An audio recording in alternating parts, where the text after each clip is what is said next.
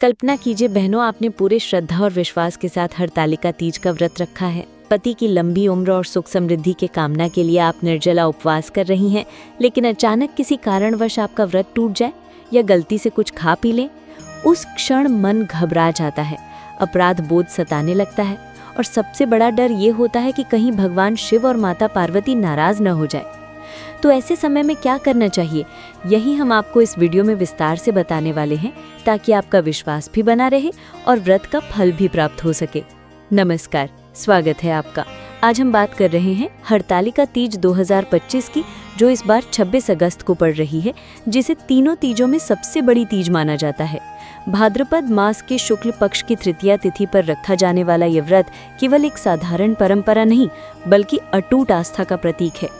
सुहागिन महिलाएं इस दिन 24 घंटे का निर्जला उपवास रखती हैं, जिसमें ना तो जल ग्रहण किया जाता है और ना ही अन्न।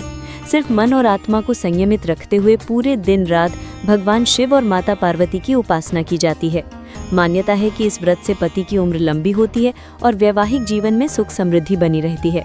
लेकिन अब सवाल ये उठता है कि अगर किसी कारण से ये व्रत टूट जाए तो क्या व्रती को दोष लगता है और क्या उसका व्रत व्यर्थ हो जाता है?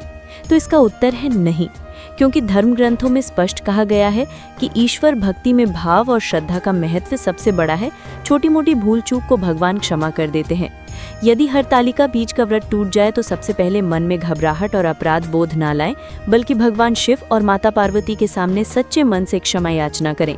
उनसे कहें कि ये भूल अनजाने में हुई है, जानबूझकर नहीं। फिर घर में मिट्टी या धातु की शिव पार्वती की मूर्ति बनाकर या स्थापित करके उनका पंचामृत स्नान कराएं, श्रृंगार करें और विधि विधान से पूजा अर्चना करें। पूजा के दौरान ओम नमः शिवाय और माता पार्वती के मंत्रों का जाप करें। अगली सुबह व्रत का पारण करें और यदि संभव हो तो किसी योग्य पंडित से परामर्श लेकर सुहागिन महिलाओं को सुहाग के सामग्री जैसे चूड़ी, सिंदूर, बिंदी, चुनरी आदि भेंट करें। इससे व्रत दोष दूर हो जाता है। साथ ही अगली हरतालिका तीज पर पुनः व्रत रखने का संकल्प लेना भी शुभ माना जाता है।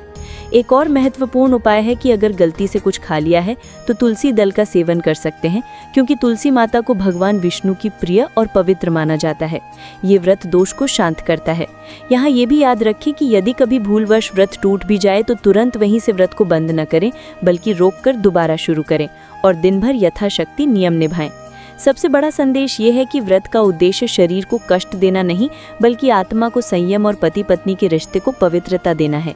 भगवान शिव और माता पार्वती भावनाओं को देखते हैं, न कि मात्र औपचारिकता को। इसलिए यदि आपसे अनजाने में गलती हुई है तो निराश न हो, बल्कि बताई गई विधियों से क्षमा याचना करके और पुनः श्रद्धा से व्रत पूरा करके आप व्रत का फल अवश्य प्राप्त कर सकती हैं। इस बार की हरतालिका तीज पर जब आप व्रत करें तो सच्चे मन से भगवान शिव और माता पार्वती से प्रार्थना करें कि आपके वैवाहिक जीवन में सुख, शांति और समृद्धि बनी रहे, और यदि कभी जीवन में कोई भूल हो तो वे अपनी करुणा और कृपा से क्षमा करें। याद रखिए, धर्म में भाव सर्वोपरि है और भावनाओं की शुद्धता ही व्रत को सफल बनाती है।